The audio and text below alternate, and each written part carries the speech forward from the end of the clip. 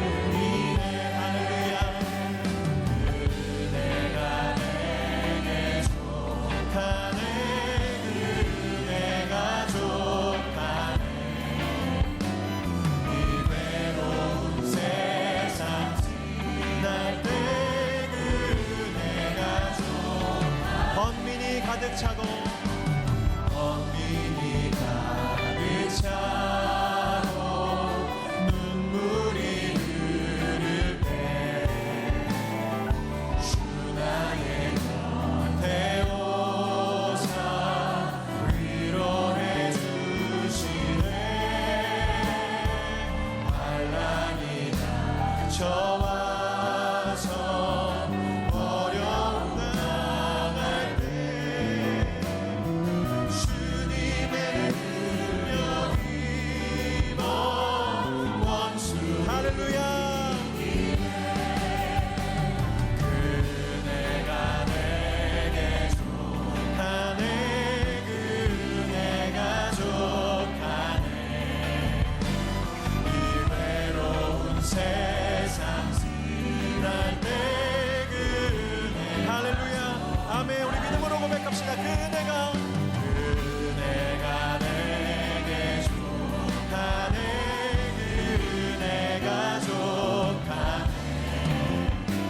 이 외로운 세상 지날 때 그네가 한 번 더 고백합니다 그네가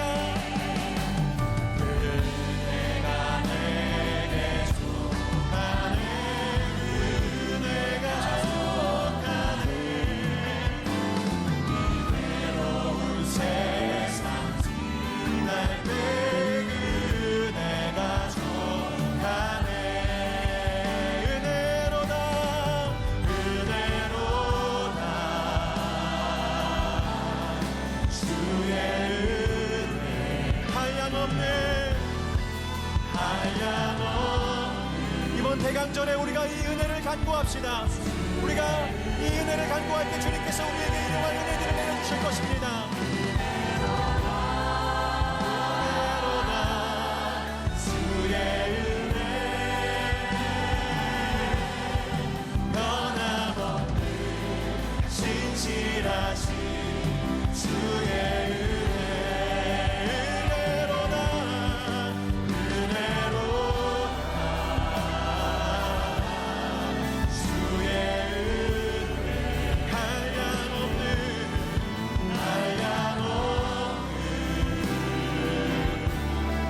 주의 은혜로다 은혜로다 주의 은혜 변함없는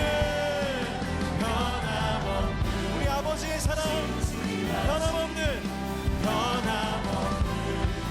예수의 사랑 변함없는 신실하신 주의 은혜 우리에게 그 은혜를 가신 하나님 앞에 다시 한번 감사와 영광의 박수를 드리십시다 할렐루야 할렐루야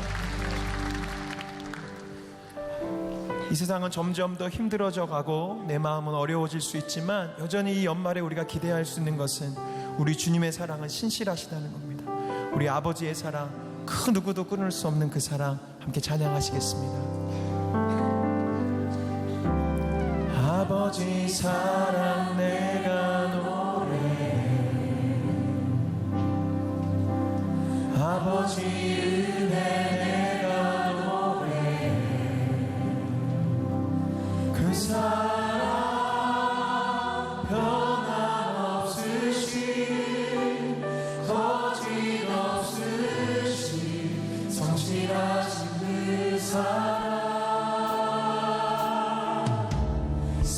갈대 꺾지 않으신 꺼져가는 등불 끄지 않은 그 사랑 변함없으신 거짓없으신 성실하신 그 사랑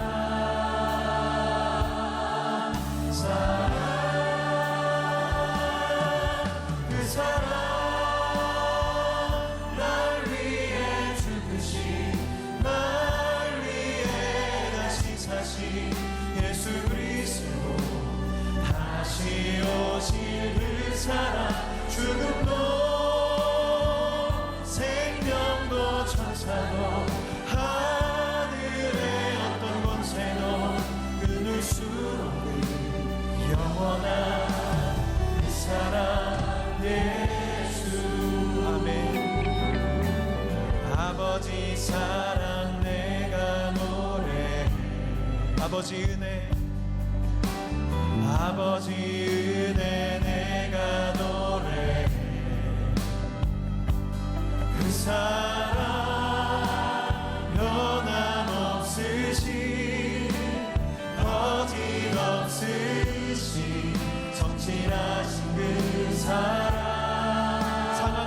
꺾지 않으시는 상한 갈대 꺾지 않으시는 꺼져가는 등불을 절대 끄지 않으십니다.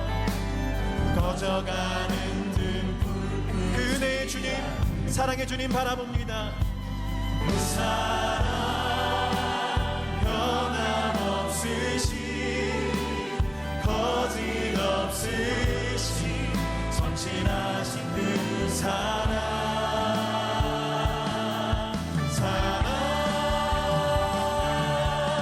그 사랑 날 위해 죽으신 날 위해 다시 사신 예수 그리스도 다시 오실 그 사랑 죽음도 생명도 천사도 하늘의 어떤 권세도 끊을 수 없는 영원한 그 사랑 그 사랑 그 사랑 날 위해 죽으신 날 위해 다시 사신 예수 그리스도 다시 오실 그 사랑 죽음도 생명도 천사도 하늘의 어떤 권세도 끊을 수 없는 우리 그 은혜를 기대하시면서 우리 한번 더 고백합시다. 그 사랑 그 사랑 날 위해 죽으신 날 위해 다시 사신 예수 그리스도 다시 오실 그 사랑 죽음도 생명도 천사도 하늘의 어떤 권세도 끊을 수 없는 영원한 그 사랑 예수.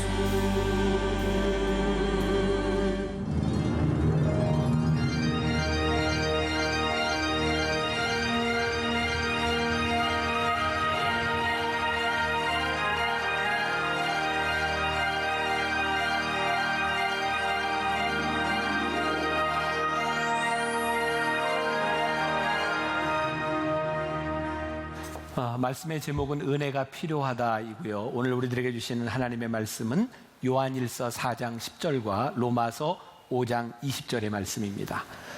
요한일서 4장 10절 그리고 로마서 5장 20절 말씀입니다. 제가 봉독하겠습니다.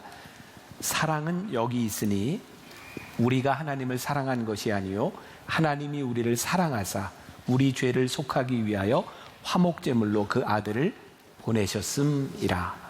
로마서 5장 20절 율법이 들어온 것은 범죄를 더하게 하려 함이라. 그러나 죄가 더한 곳에 은혜가 더욱 넘쳤나니. 오늘 이 말씀이 여러분들에게도 동일하게 고백되기를 주님의 이름으로 간절히 소원합니다. 자, 오늘부터 이제 4주 동안 제가 여러분들에게 설교를 하는데 이번 4주는 좀 특별합니다. 말씀을 가지고 풀어나가기보다는 제가 그냥 은혜에 대한 이야기를 나누려고 합니다. 그냥 스토리텔링이 될 거예요. 여러분들 주보에 소개되어 있는 리 스토르벨 목사님이 쓴 은혜 하나님의 은혜라고 하는 책을 제가 보면서 지난해 제가 결심을 한 거예요. 이 이야기를 그냥 교인들과 나누면 좋겠다 생각이 되었어요. 그래서 제가 요약해서 여러분들과 함께 그 이야기를 나누게 될 거고요. 오늘은 특별히 그 은혜 가운데서 이 지역 교회, 우리들에게 세워진 교회를 통해서 어떻게 은혜가 흘러넘칠 수 있는가, MMP 사역과 좀 연결되면서 생각을 해보았습니다. 여러분, 교회가 하나님의 은혜의 통로가 된다는 거 참 귀한 일이잖아요. 그런데 보면 둘 중에 하나인 것 같아요.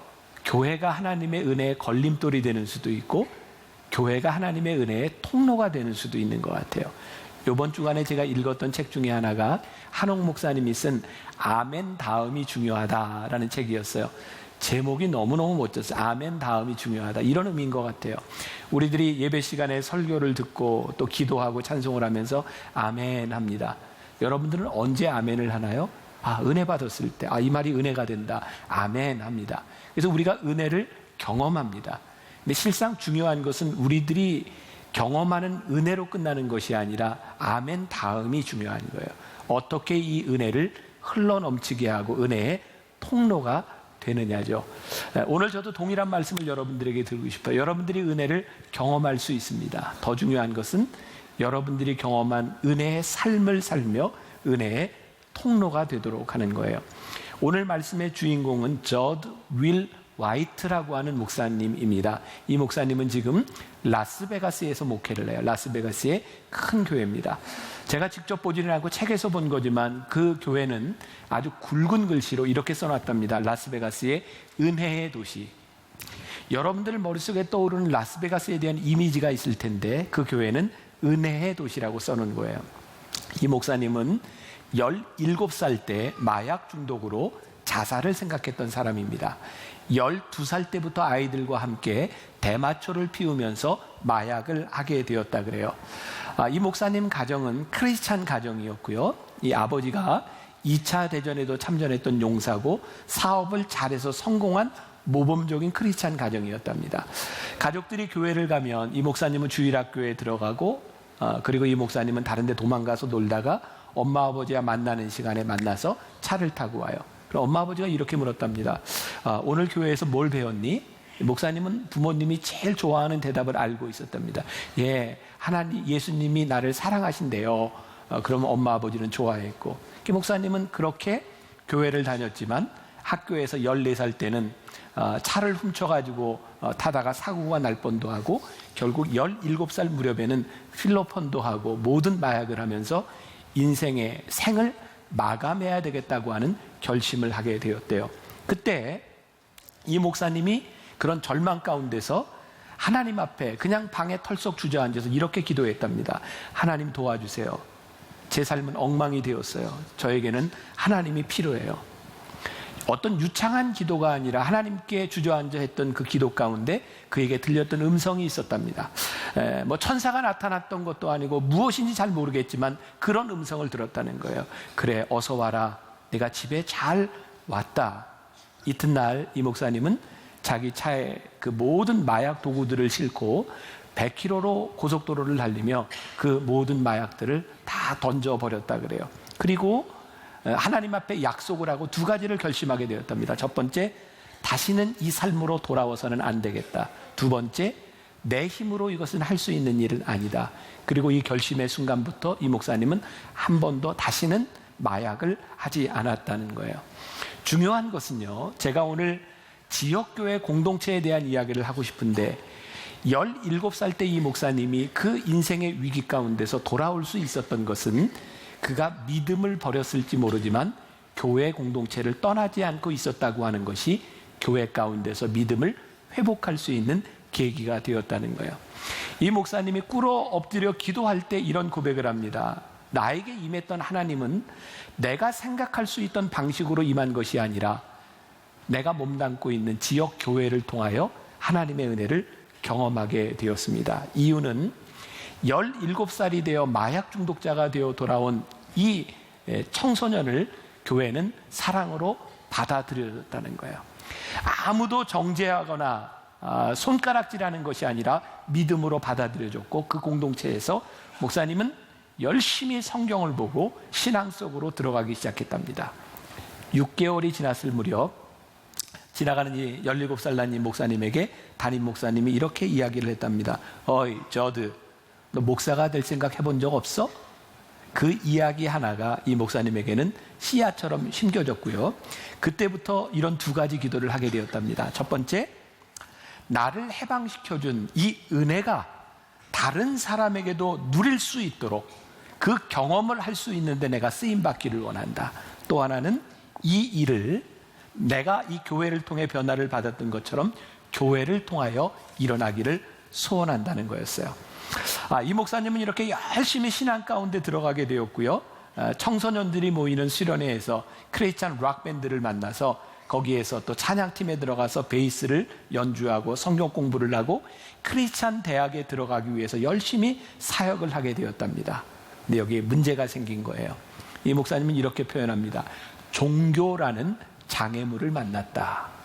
여러분, 은혜와 종교는 굉장히 다른 것입니다. 시간이 지날수록 하나님 사역에 대한 열망이 타올랐지만 그 열망이 어느 순간부터인가 그에게 강박으로 다가오기 시작했어요. 내가 하나님의 은혜를 받고 내가 하나님의 사랑을 받았는데 이 사랑을 증명하는 것이 내가 어떤 행위를 하는 것이냐라고 생각되기 시작하면서 점점 강박 가운데 쌓이기 시작했어요. 이 목사님은 이렇게 고백을 합니다. 내가 하나님을 기쁘시게 해야 된다고 나는 스스로를 들볶았습니다. 나는 마치 초인적인 그리스도인이 되어 그분께 점수를 따야 되겠다는 마음으로 열심히 살았습니다. 지금까지 살아왔던 삶을 보충하고 싶어서 허비했던 시간이 아까워서 그것을 증명하고 싶어 열심히 살았습니다. 며칠씩 금식도 하고 기도도 하고 노숙인들을 섬기기도 하고 성경이 이야기하는 것처럼 한 벌 옷만 남기고 한 벌 신발만 남기고 가난한 사람들을 위해 모두 나누어 줬습니다. 내가 하고 있던 일은 옳은 일이었습니다. 그런데 문제는 동기가 잘못되었다는 것이었습니다. 내가 행위로 하나님을 만족시키려 열심히 노력하면 노력할수록 다른 사람을 비판하게 되었습니다. 나처럼 하지 않는 사람들이 불만족스럽게 느껴졌고 정죄하기 시작했습니다.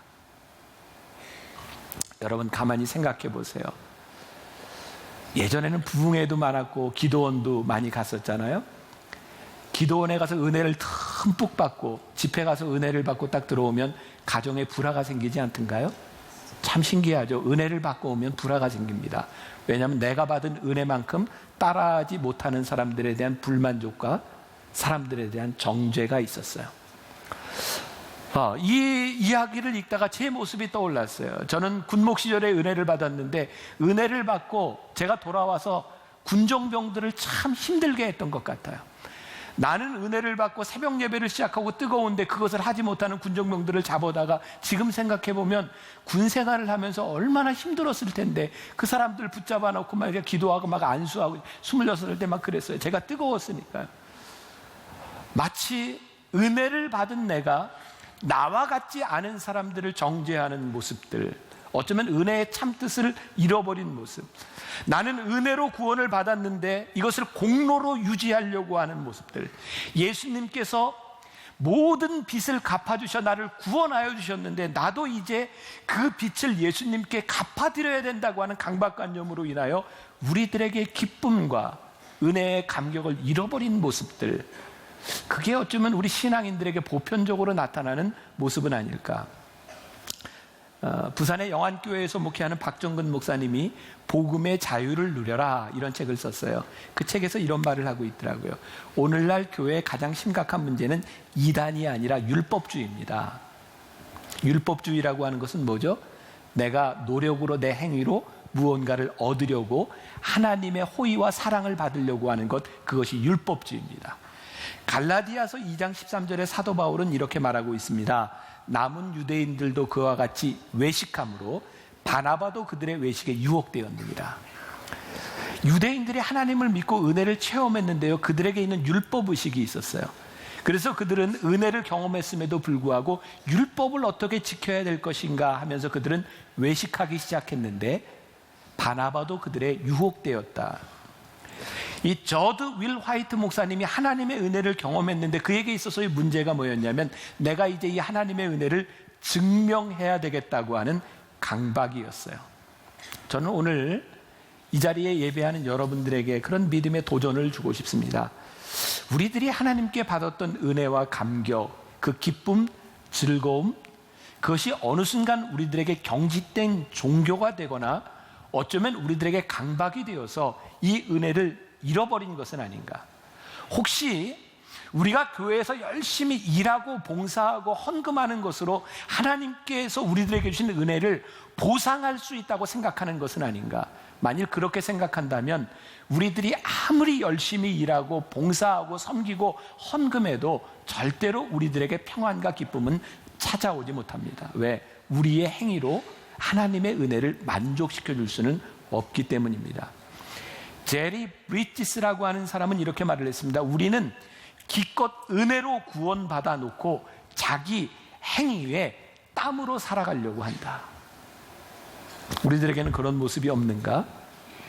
저드 윌 화이트 목사님이 은혜를 받았으나 종교 가운데 행위 가운데 무척 힘들어하고 있을 때 그를 자유케 한 말씀이 있었습니다. 오늘 우리가 읽은 요한일서 4장 10절의 말씀입니다.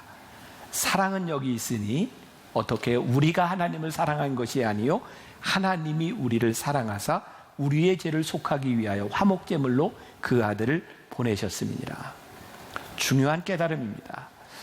내가 얼마나 하나님을 사랑하느냐를 가지고 우리들은 은혜를 경험하지 않습니다. 우리의 경험은 하나님이 나를 먼저 사랑하사 우리들에게 주신 독생자 예수 그리스도를 통하여 우리들에게 와지는 은혜입니다. 여러분들은 어떻게 은혜를 경험하셨습니까? 여러분들이 하나님을 사랑하면서 은혜를 경험했습니까? 아니면 나를 향한 하나님의 사랑 때문에 은혜를 경험했습니까? 저는 은혜를 받고 제가 일주일 동안 광림수도원의 개인 기도실에 있다가 나오면서 제 입술로 하나님 앞에 처음으로 고백한 말이 하나님이 나를 사랑하신다는 거였어요. 나는 그때까지 한 번도 하나님이 저를 사랑하신다고 생각해 보지 않았어요. 왜냐하면 내 인생이 내 맘대로 되지 않은 것 때문이었어요. 근데 하나님의 사랑을 고백하는 순간 하나님은 제 삶을 늘 인도하시는 분이라고 하는 믿음의 고백을 했어요. 내가 하나님을 얼마나 사랑하는가, 그것을 여러분들의 행위로 어떻게 증명할 수 있을까요? 우리가 예수님께 나아오고 하나님이 우리를 부르신 것이 은혜였던 것처럼 우리들이 은혜가 성장하는 것 역시 은혜가 필요할 뿐인데, 우리는 언제부터인가 성경 공부와 봉사와 헌금 이런 것들을 가지고 인정받으려고 한 것은 아닌가. 제 목회에도 은혜 받은 저에게 그런 순간이 있었던 것 같아요. 제가 얼마나 열심히 하고 제가 얼마나 하나님 앞에 쓰임받고 있느냐를 증명받고 싶었어요. 열심히 일하다 보니 몸도 아프고 교인들이 저를 바라보며 목사님 피곤해 보여요. 쉬세요. 그리고 병원에 입원해 있는 제 모습을 보면서 나는 열심히 일했구나 라고 위안을 삼을지 모르지만 제 안에 하나님의 은혜가 있었던 건 아닌 것 같아요. 저는 받은 은혜를 열심히 보상하려고 노력했던 것 같아요. 사도 바울이 자유의 복음이라고 일컬어지는 갈라디아서 5장 1절에서 이렇게 이야기합니다. 다시는 종의 멍에를 매지 말아라. 너희들이 하나님의 은혜를 알기 전에 죄의 멍에를 메고 노예로 살았는데, 종으로 살았는데 왜 하나님의 은혜를 경험한 너희가 또 다른 멍에, 종의 멍에를 너희들이 매려고 하느냐. 우리의 모습을 보면 일과 봉사로 내 가치를 인정하려고 하는데 은혜는 그게 아니라는 말이에요. 사실은 우리가 하나님 앞에 사랑받은 것이 가치 있는 일인데 왜 우리가 그 가치를 누리지 못하고 자꾸 증명하려고 하는가? 기쁨과 감격, 하나님을 사랑하는 열망으로 우리들이 섬기는 일과 하나님이 주신 은혜를 우리들이 보상하기 위하여 섬기는 것은 분명히 다른 차원의 문제인데, 여러분들에게 또 이렇게 도전 드릴 수 있을 것 같아요. 여러분들이 지금 하고 있는 많은 봉사와 섬김들이 하나님을 즐거워함으로 여러분들에게서 일어나는 일인가요? 아니면 내가 받은 은혜를 보상하기 위하여 나는 그렇게 힘겹게 살아가고 있는 것인가? 이것은 우리들에게 아주 중요한 문제입니다. 저드 윌 화이트 목사님은요, 이 요한일서 4장 10절 말씀을 통하여 하나님이 우리를 사랑하셨다고 하는 그 고백 가운데서 그는 이렇게 말을 합니다. 그때부터 나는 자유로이 웃고 나다워지고 실수도 했습니다. 사람들을 단속하던 걸 그만두고 사랑했습니다. 상처 입은 사람들, 삶이 단정하지 못한 사람들, 생활 방식이 나와 다른 사람들을 향해 저절로 긍휼이 흘러나오더군요. 스스로 자신을 심히 닥달하던 그것을 그만두었습니다. 저는 완전하지 못한 사람이라 날마다 죄를 짓거든요. 자신과 타인에 대한 기대치는 낮추고 하나님과 은혜에 대한 기대치는 높였습니다. 저는 오늘 설교 가운데 가장 멋진 문장이 하나 있다면 은혜의 기대치를 높이는 것이다. 사람에 대한 기대치, 나에 대한 기대치가 아니라 은혜의 기대치를 높이는 거예요. 여러분, 은혜를 받은 사람과 은혜를 받지 못한 사람, 은혜로 살아가는 사람과 율법으로 살아가는 사람들에게 동일한 것이 있습니다. 완전하지 못하다는 거예요. 우리가 은혜 가운데 살아도 우리들의 도덕과 우리들의 기준은 완전하지 못하고 우리는 실수합니다. 율법 가운데 살아가는 사람도 율법을 지키려고 노력하지만 그들 역시 불완전합니다. 다른 것은 뭔지 아세요? 율법 가운데 살아가는 사람들이 윤리적으로 자기 자신이 기준에 도달하지 못했을 때 찾아오는 것이 죄책감이라면, 은혜 가운데 살아가는 사람들이 실수하고 잘못했을 때 그들에게 찾아오는 것은 우리를 향한 하나님의 사랑에 대한 기대입니다. 우리가 회복해야 될 믿음, 신앙, 우리가 율법 가운데 살아가고 은혜 가운데 살아가기 때문에 우리들의 존재, 우리들의 능력의 차이가 있는 것이 아니라 우리들이 무엇을 누리며 살아가는가가 참 중요한 일이구나. 요즘 저는 저 스스로 자기 성찰이라고 하는 말을 저에게 많이 적용하려고 합니다. 자기 성찰이 뭔가요? 동양 종교에서 우리가 말하는 일반적인 의미에서 자기 성찰은 자기를 돌아보는 겁니다. 근데 제가 생각하는 자기 성찰은 하나님이 나를 부르셨던 때, 하나님이 나에게 은혜를 주셨던 때 그 하나님 앞에 서려고 하는 노력이에요. 그리고 깨닫게 되는 거예요. 나를 돌아보아 늘 나에게 하나님의 은혜의 기대치를 높이며 살아가는 것, 그것이 우리를 행위가 아니라 은혜 가운데 살아가도록 하는 것이구나. 어려운가요? 우리들이 회복해야 될 것이 있어요.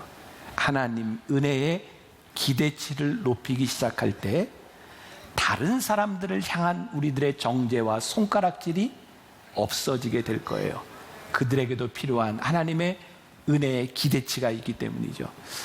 이 저드 목사님은요, 은혜가 넘치는 곳 라스베가스라고 하는 표현을 씁니다. 이해가 되기 시작했어요. 1900년대 초에 라스베가스는 많은 노동자들이 모여서 거기에 술집과 도박하는 곳이 생기고 그 술집 2층과 뒤에는 몸을 파는 여자들이 있는 사창가가 됩니다. 굳이 라스베가스에 있는 사람들에게는 죄의 존재를 이야기하지 않아도 그들이 늘 보고 있는 것이 죄였다고 이야기를 해요.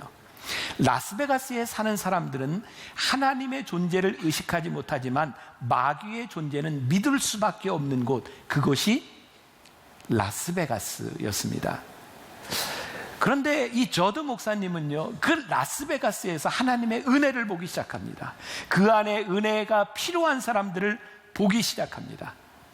이렇게 말을 하더라고요. 성경에 보면 예수님께서 죄인들과 세리들을 용납하셨는데, 용납하셨다고 하는 말은 내가 기꺼이 너희들과 함께 즐거워한다라는 의미라는 거예요. 예수님께서 죄를 기뻐하시지는 않았지만 죄인들을 기뻐하셨다는 말이에요. 요한복음 4장에 보면 사마리아 우물가의 한 여인을 예수님이 굳이 찾아가서 만나시는 장면이 나와요. 남편을 몇 번이나 갈아보았는지 몰라요. 무엇을 하는 여자인지 몰라요. 그러나 그 여인에게 예수님이 일부러 찾아가셔서 나에게 물을 달라라고 말씀하십니다. 그 말의 의미는 내가 너의 친구가 되고 싶다라고 하는 의미였다는 거예요. 예수님께서 죄에 대한 것이 아니라 죄인들을 용납했던 것. 그런데 오늘날 교회에 가고 있는 가장 심각한 문제는 뭐냐면 우리는 죄도 미워하고 죄인도 미워한다는 겁니다. 근데 우리가 한 가지 알아야 될 것이 있어요. 진리는 은혜와 절대로 위배되지 않는다는 거예요. 우리가 고민하는 것 중에 은혜를 이야기하면 죄를 너무 쉽게 취급한다고 생각하는 것이죠. 진리를 이야기하면 하나님의 은혜를 선포할 수 없다고 이야기하는 것이죠. 저도 윌 화이트 목사님이요, 이 인터뷰에서 지난주에 나는 이런 설교를 했습니다 라고 말을 합니다. 라스베가스에서 성적으로 가장 타락한 그 도시에서 사람들에게 이렇게 말합니다. 여러분들의 삶 속에서 성적인 죄로 씨름하고 있다면 그것을 피해 달아나십시오. 그러나 하나님을 피해 달아나시지 마십시오. 저는 이것이 진리와 은혜가 공존하는 일이라고 생각합니다. 우리가 하나님 앞에 은혜를 이야기한다고 이 세상의 죄를 희석시키지 않습니다. 진리는 분명하게 무엇이 죄인지를 드러내는 일이지만 죄가 드러나는 곳에 하나님의 은혜가 동시에 선포될 때 우리는 은혜 가운데 살아갈 수 있는 거예요. 우리가 정말 원하는 것은 진리를 떠나간 사람들이 하나님의 은혜 가운데서 다시 믿음의 여정으로 돌아오게 될 때, 그것이 하나님이 우리를 은혜로 부르시고 만나 교회를 은혜로 부르셔서 믿음의 공동체를 만드신 일이 아닌가. 그런데 고민이 되는 거예요. 은혜로 우리를 부르신 이 교회 공동체가 혹시 은혜의 걸림돌이 되고 있는 것은 아닌가. 하나님의 은혜를 경험하고 살아가는 우리들이 혹시 은혜의 걸림돌이 되어버린 것은 아닌가. 저도 윌 화이트 목사님이요, 은혜 하나님의 은혜라는 책에서 한 여인을 소개합니다. 그 여인의 이름은 세이디라고 하는 사람인데, 이 사람의 직업은 라스베가스의 나이트클럽에서 스트립 댄서로 일을 하는 사람입니다. 이 여인이 언제부터인가 토요일 새벽까지 일을 하고 퇴근하는 길에 이 교회 일부 예배에 나와서 예배를 드리기 시작했답니다. 가장 뒷자리에 앉아 있다가 점점 앞으로 오더니 어느 날 맨 앞자리에 앉게 되었답니다. 예배를 마치고 목사님에게 나오더니 이렇게 말을 했답니다.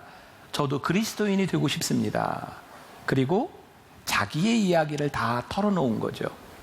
이야기를 듣고 나서 저도 윌 화이트 목사님은 여인에게 이렇게 말을 합니다. 지금 당신이 예수님을 따르겠다고 결단하면 그것이 당신의 삶에 무슨 의미인지 아십니까?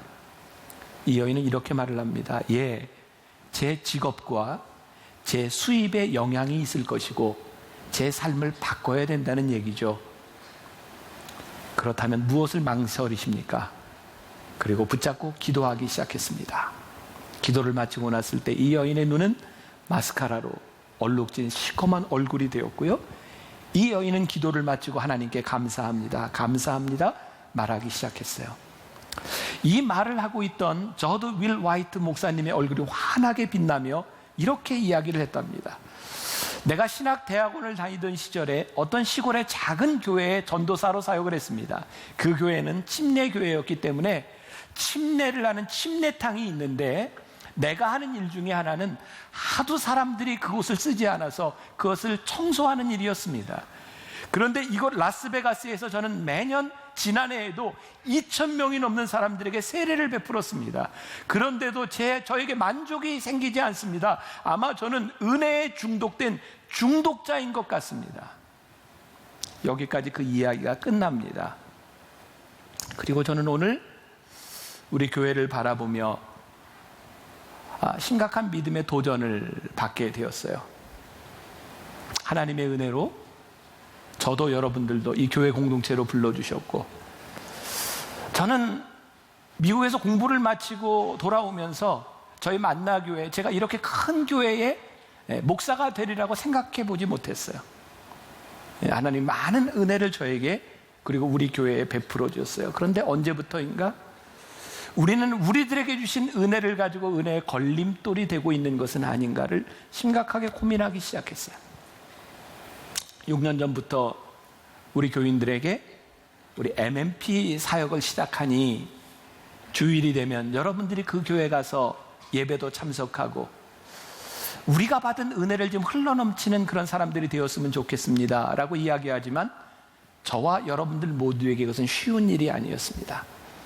왜냐하면 이 자리를 떠나간다고 하는 수고와 또 담임 목사인 제가 목회하는 이 자리에 많은 사람들이 다른 곳에 가서 예배 드릴 때 이 자리가 비는 것에 대한 그것을 제가 기꺼이 즐거워할 수 있는 일인가, 또 이곳을 떠나서 다른 곳에 예배 드리고 있는 그 교인들이 만나교회가 아닌 그 교회에서 헌금을 하는 그것들을 내가 기쁘게 받아들일 수 있는가. 왜? 우리 교회는 사람도 줄고 예산도 줄고 우리가 할 수 있는 일도 줄어들 텐데 그것을 내가 받아들일 수 있겠는가. 결국 고민하는 것은 뭐였냐면, 하나님께서 우리들에게 베풀어 주신 이 공동체 안에서 우리는 이 공동체를 유지하기 위해서 무엇을 하는가, 그것이 우리의 관심사가 되어버렸고, 하나님의 은혜는 우리 교회에서 그렇게 쉽게 나타나지 않는다는 것을.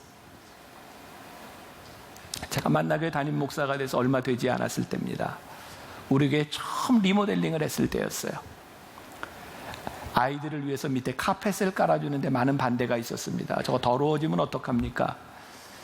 아이들을 위한 공간에 여러 가지 시설들을 만들어줬어요.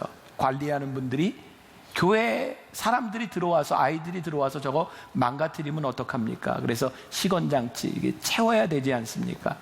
그때 제가 이런 얘기를 했던 기억이 있거든요. 걱정하지 마십시오. 카페트가 더러워지면 청소하고 그것도 안 되면 갈면 되지 않겠습니까? 우리가 아이들과 교인들과 우리 크리스찬들을 위하여 만들어놓은 시설들이 망가지면 고치고 그것도 넘어서면 사면 되지 않겠습니까? 그렇게 우리들이 쓰임받아야 생각했던 이 교회가 점점 커지고 좋아지면서 그것을 지키기 위해서 문을 닫아버리고 있다면 하나님이 우리를 은혜의 공동체로 쓰실 수 있겠는가? 언제부터인가 우리 교회가 조직이 완비되고 많은 사람들이 모이기 시작하면서 이 조직에 해가 될 수 있는 사람은 이 교회에 들어오지 못합니다라고 하는 기준을 우리들이 만들고 있다면 하나님은 이 교회를 쓰실 수 있겠는가? 우리는 교회 조직을 만들고는 있지만 하나님의 은혜는 사라져버린 공동체가 되어버리는 것은 아닌가? 저에게 좀 그런 많은 고민들이 있는 거예요. 하나님, 우리가 혹시 죄인이라고 생각하는 은혜가 필요한 사람들을 우리들이 이 공동체에 받아들여 목회하다가 이 교회의 담이 허물어지고 문제가 생긴다 할지라도 하나님의 은혜가 필요함을 선포하는 공동체가 된다면 우리는 하나님의 공동체가 될 수 있을 텐데 이것 우리가 두려워하고 있는 것은 아닐까요? 여러분들이 받은 상처로 인하여 누군가는 안 되고 누군가는 용납할 수 없다고 생각하는 일들, 이게 하나님의 은혜를 벗어난 공동체는 아닐까요? 저 우리 나라와 민족 바라보며 정말 이렇게 수치스러운 일이 있을까? 너도 나도 이 수치스러운 일에 대하여 정죄하고 손가락질할 수 있어요. 아니, 불의한 일들이 드러나는 것은 잘못된 것이 아닙니다. 그러나 불의한 것이 드러나고 잘못된 것을 향하여 손가락질할 수 있을 때 손가락질 받는 사람을 위하여 기도할 수 있는 것은 하나님의 마음을 품은 자들의 몫이라고 생각해요. 저는 두려운 거예요. 우리들이 잘못을 드러내며 서로가 서로에게 적이 되어버려서 은혜를 상실한 민족이 되는 것에 대하여. 여러분, 정의와 은혜는 절대로 위배되는 것이 아니에요. 우리가 세상과 다른 것은 진리를 이야기하지만 그 속에 하나님의 은혜를 이야기할 수 있을 때 우리가 치유할 수 있고 우리들에게 소망이 있는 것이 아닌가. 우리 크리스찬들 진리 앞에 담대하게 서야죠. 죄를 드러내도록 해야죠. 그러나 죄인들을 바라보는 마음들이 우리 가운데 있어야 하고요.